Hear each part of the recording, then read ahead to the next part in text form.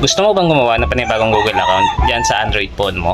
Kung ganito rin po yung problema ninyo mga boss, ay ituturo ko po sa inyo kung paano at sana po ay makatulong sa inyo. Pumunta ka lang sa settings ng Android phone mo at pagkatapos dito ay mag-scroll up ka lang at hanapin mo itong users and account. Pinutin mo lang yan.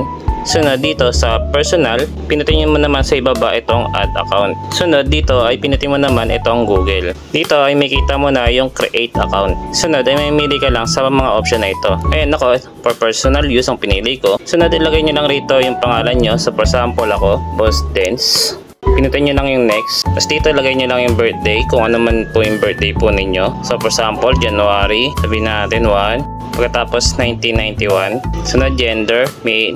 Tapos pinutin nyo lang yung next. Sunod dito ay pwede po kayo mamili sa suggested ng Google. O kaya pwede po kayong gumawa ng panibago yung gusto po ninyong email address. Ako mamimili na lang po ako dito sa suggested para hindi na po ako mahirapan. Tapos next na lang. Tapos mag-create ka na lang po ng password. Tapos pinutin nyo lang po yung next. Tapos click nyo lang po ulit yung next. At dito, pinutin nyo naman po yung agree. Ngayon, para i-check yan, pinutin nyo naman po yung Google. At dito nyo na po makikita yung panibago po ninyong Google account na ginawa. So yun lang mga boss, sana po ay nagkaroon kayo ng idea sa video na ginawa ko. At kung nagustuhan nyo naman ang video na ito, isang thumbs up lang at thank you comment ay masaya na ako. Maraming salamat sa inyo mga boss.